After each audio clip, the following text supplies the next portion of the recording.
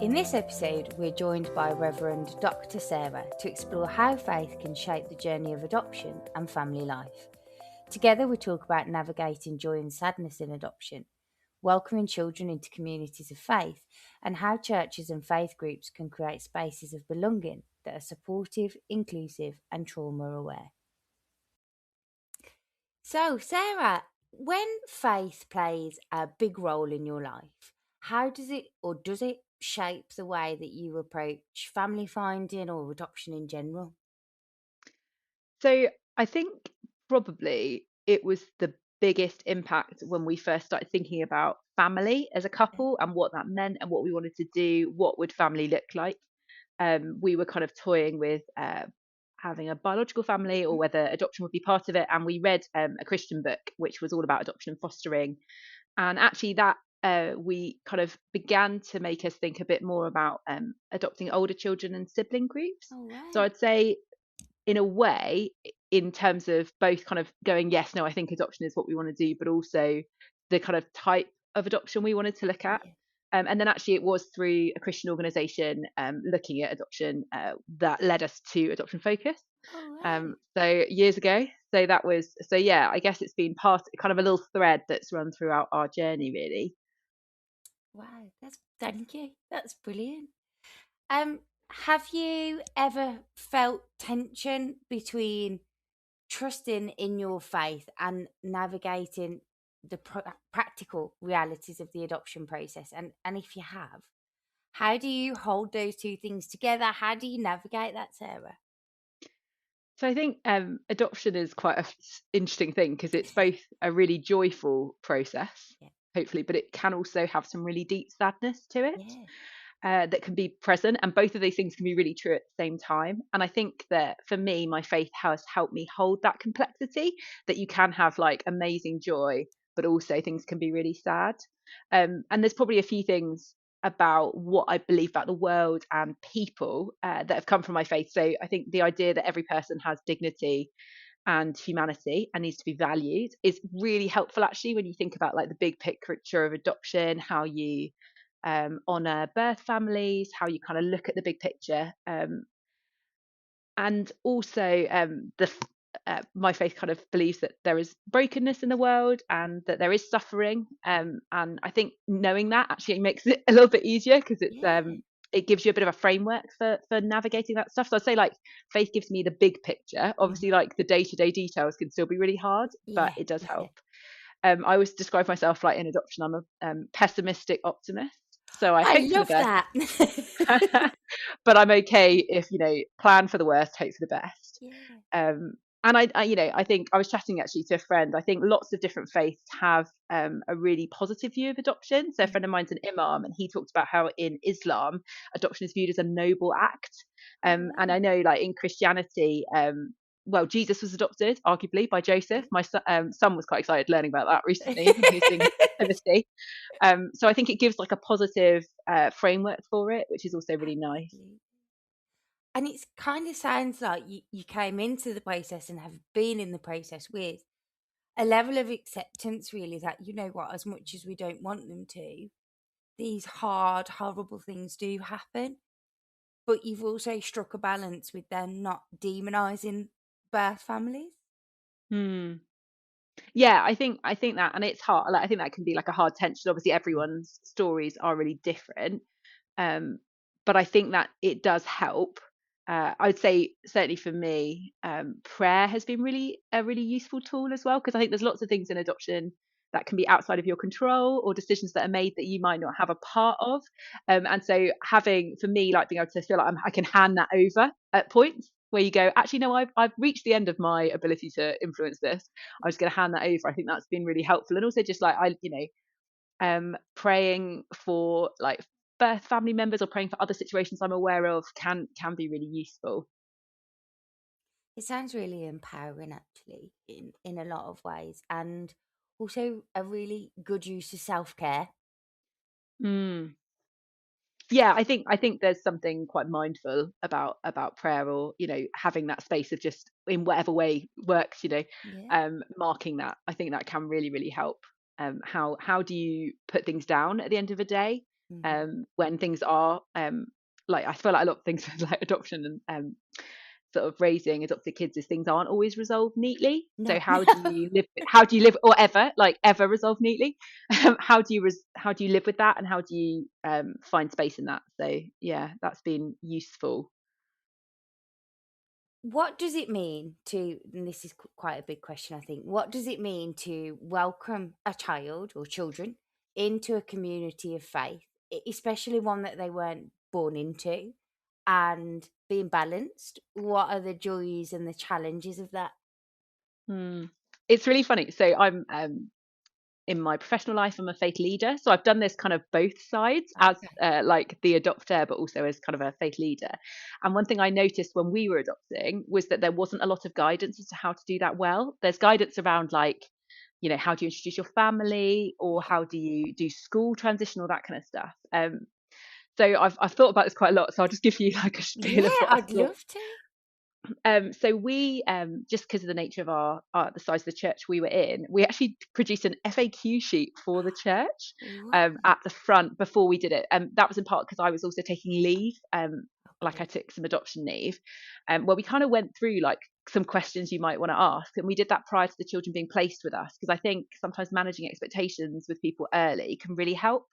Um, so we did that. We had another kind of leader in the church take some oversight, and because one of the things I think we found was we didn't want, as we started to bring the children into church, then to be bombarded with people who would Yeah. be really well meaning, but actually it could be quite overwhelming. So we had like other leaders who, lots of them had some experience with adoption, who were like, if you have a question, you can go and ask this other person, Oh, and that was really helpful. And I think you could do that if you were adopting. I don't think you need to be like a leader in the church to do that, but maybe having someone who isn't your family, yeah. who people could chat to.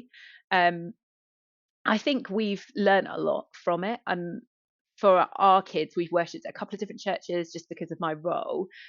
Church has been a really positive place for them. And I think the main reason for that is that it has offered an alternative community and place for kids. My children, particularly one of them, finds school really difficult. And so actually school and friendships and all the stuff around that, and which I know we've talked about on this podcast quite a lot, having a community that isn't school to Yeah. make friends in was really good, because it meant that these people don't know me at school and they don't know, what that's like.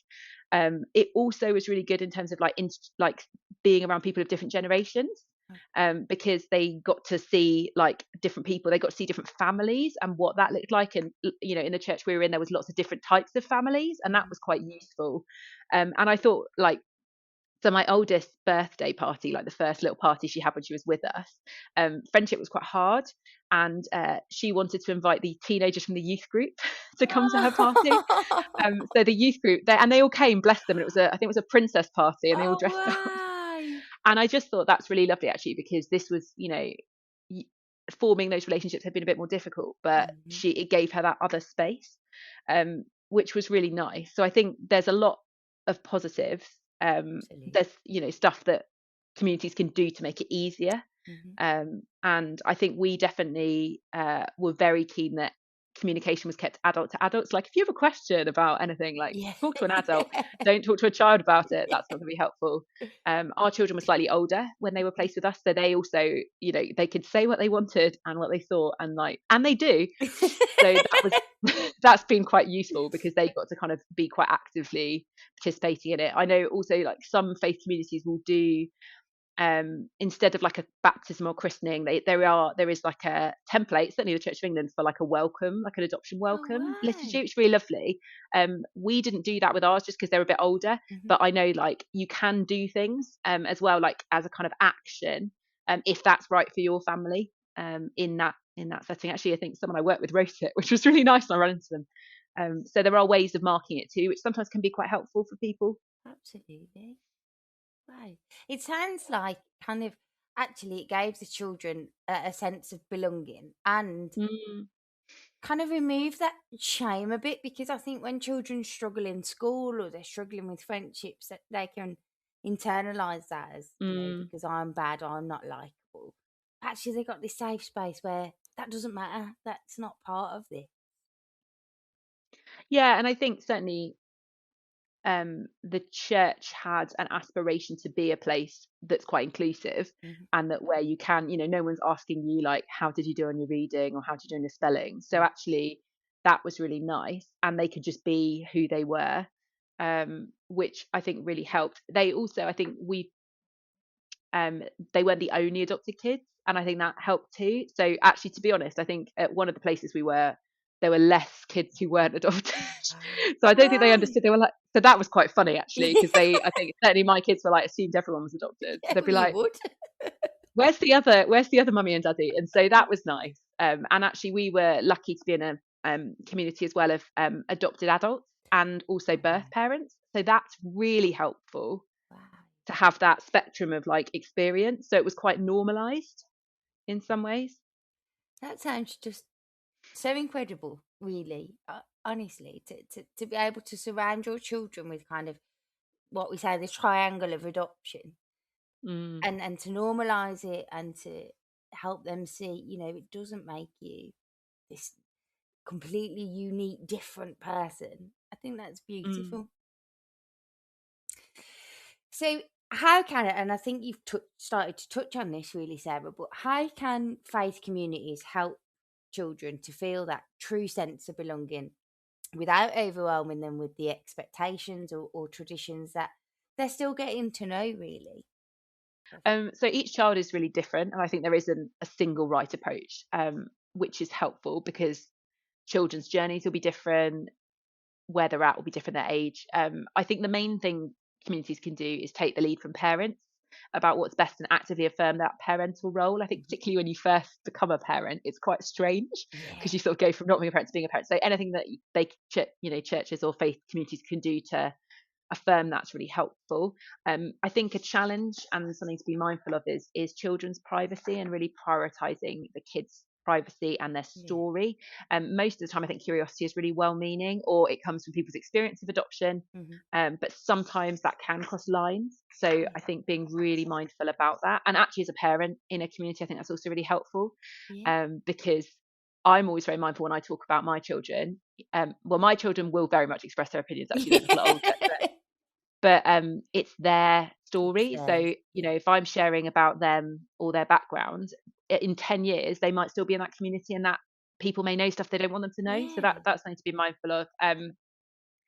Um, Creating, I think, communities that are quite inclusive in terms of send need is useful generally. yeah, And trying to kind of prioritize belonging over belief or behavior is quite hmm, important. We've been really lucky to be in. So the church we worship at now is very send friendly, and they talk about, at the beginning of the service, if your kids run around, if they make noise, we love it, and they mean that, oh. which is useful because my kids do that all the time. I think increasingly, trauma awareness generally in faith communities is useful because for adults and for kids, but the more we learn about trauma and being aware of the impact of that and how that can present, I think is really Absolutely. helpful. And also, I think it's worth recognizing that faith communities will have people with lived experience of adoption quite often.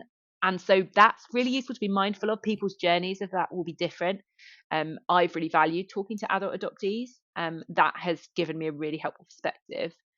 So, yeah, all of those things really, really help. But I think it is being open, and each family will be really different. Yeah. And certainly, different families in the faith communities we've been in have had totally different experiences. Mhm. So just being responsive, I guess, is helpful. What kinds of support, in your experience, from faith communities really make a difference for adoptive families? Hmm.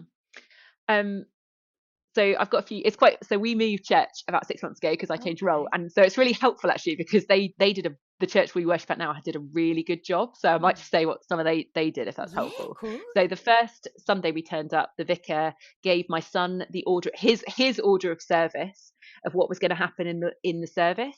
I didn't ask for it. He didn't know we were coming, but I just thought that was such a strong like gesture. He didn't. I mean, didn't know, knew a little bit more of our background, but not loads. And it just said like, you're welcome. But it also showed like we're slightly aware that you might want a little more Yeah, scaffolding and it's such structure. a subtle but powerful gesture, isn't it? Yeah. Um, so we have to there's like a children's worker who sends us the who's on the Sunday school list. so they know, so we can tell them who their leaders are each week. That sort of stuff really helps. I think sometimes it's how you notice children without spotlighting them. Mm. Yeah. So how do you acknowledge and notice? I really noticed that the vicar, anytime my kids run up to him, he'll stop straight away, even if he's talking to an adult, and like engage with them, and stuff like that really sends like a positive message. And also, I think being quite low pressure. Yeah. So sometimes like welcome people well anywhere is quite hard, but sometimes um, not being too intense can Hmm. be really helpful, because Yeah. actually a family might just want to sit at the back, or certainly like I know that like a lot of families with kids with additional needs or children really struggle in faith spaces. So actually ignore, understanding if you've got a family who come in, they may have had a bad experience somewhere Yeah. else. So how Yeah. can we welcome them? And I think consistency is also really helpful. I asked my son this morning, actually, I said like, oh, I'm going to talk about faith, and what was your experience? And he said, oh, I felt quite scared when I first went in the space. And I think we know a lot with adopted kids, new spaces, new people, big groups of people are quite frightening. Absolutely. And that may not present like fear Hmm. in an Yeah. obvious way. Yeah. But then one thing that we've really noticed is he's built up a little group of about 4 to 5 people who he loves to see. I mean, to be honest, like one of them turned up on Sunday and he like ran to the back to sit with her instead, which was fun, because she lets him play with her keys. But that really helps. So forming those Yeah. connections, and that's often informal, because I've also noticed that children like gravitate to people for whatever reason, Do. Yeah. and so being up for that.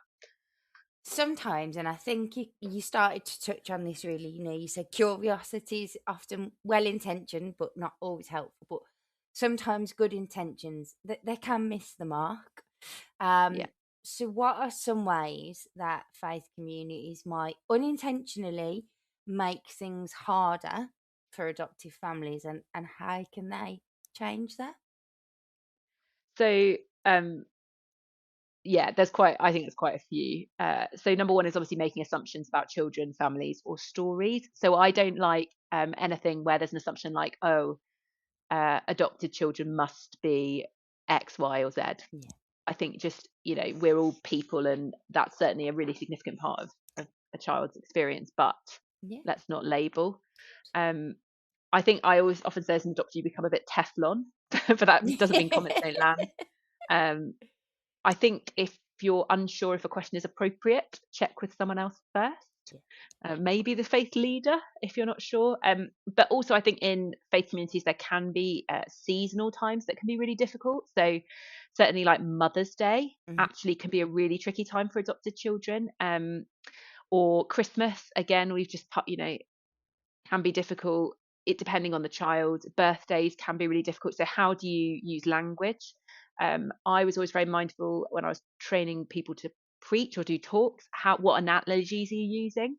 What language are you using? If we're doing Mother's Day, do we talk about different types of mothering? Do we talk about, you know, people who dad is in that role? Like those kind of things. Can we be thoughtful about that?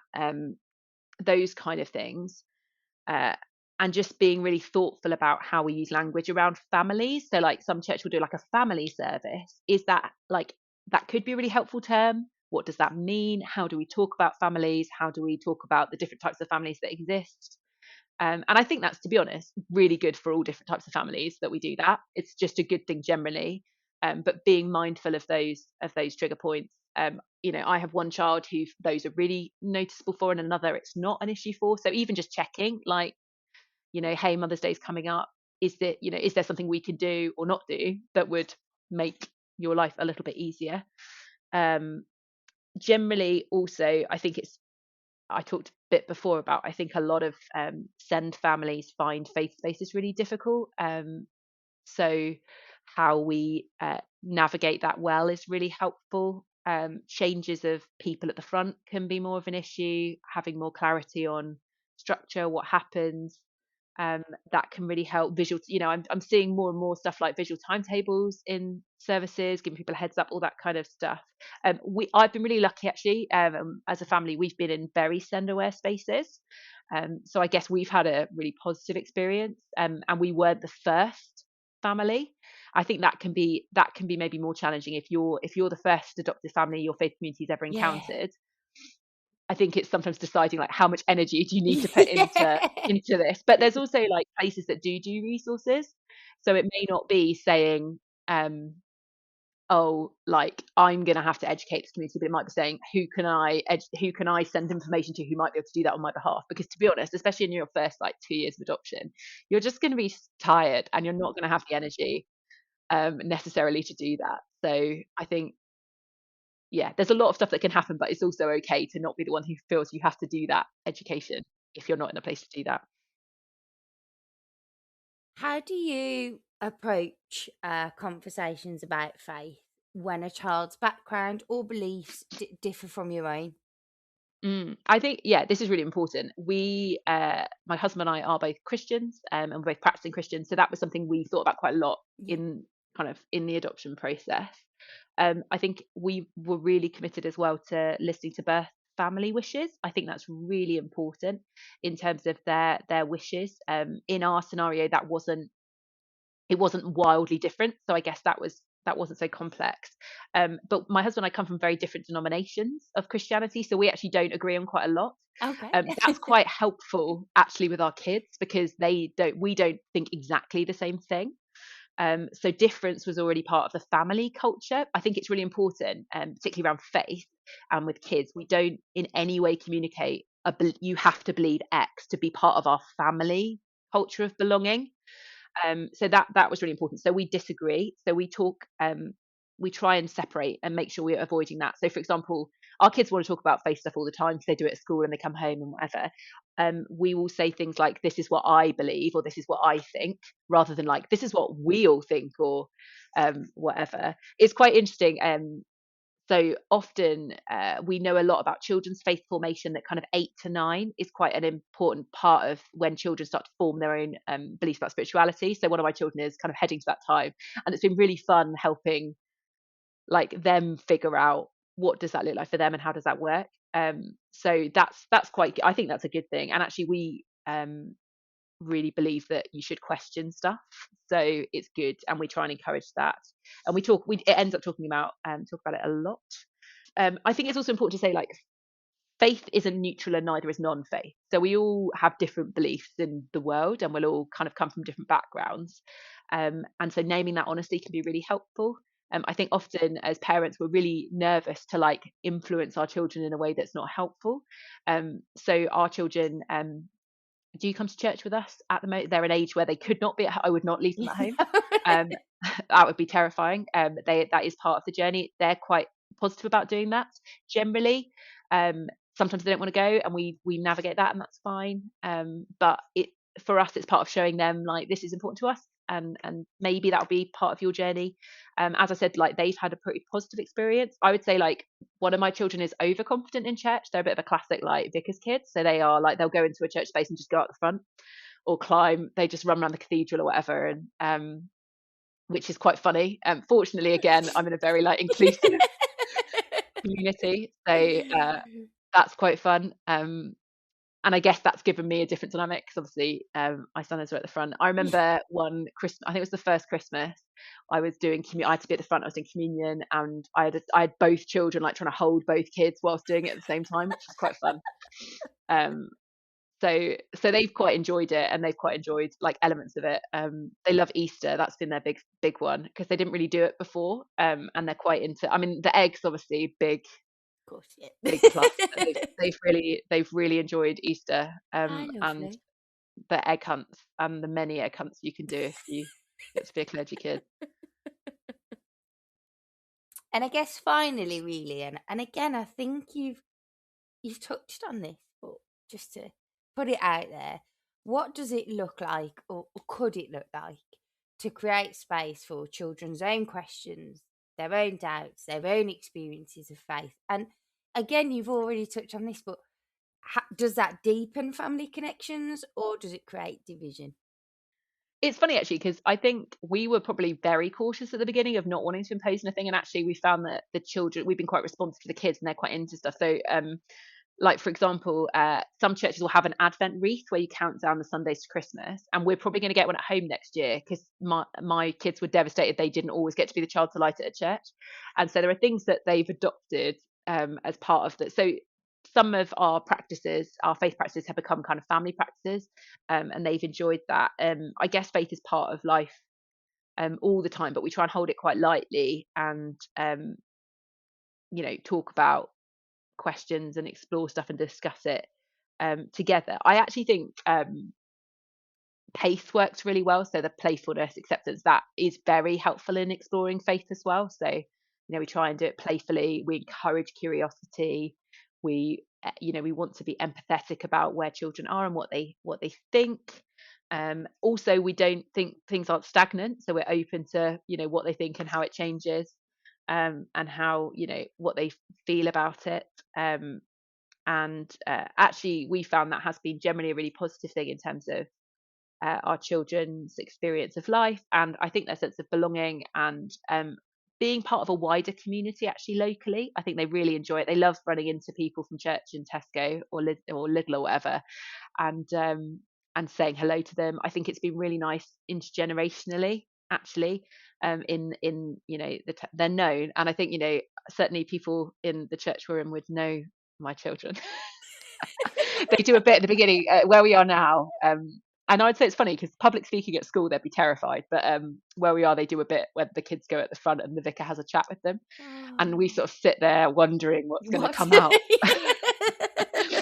And it is quite surreal. But I also think, isn't it great that that's the space they feel confident, and they're happy to Beautiful. chat and say, I mean, then they will say anything, some of it relevant, or like, Christmas is quite a tricky time, but they were pretty excited to go and show their presents at the front, Oh, those kind of things. So I think it's built in, and it's been lovely from a routine perspective, actually, just having the structure yeah. of, that's what we do on a Sunday, and it's part of who we are.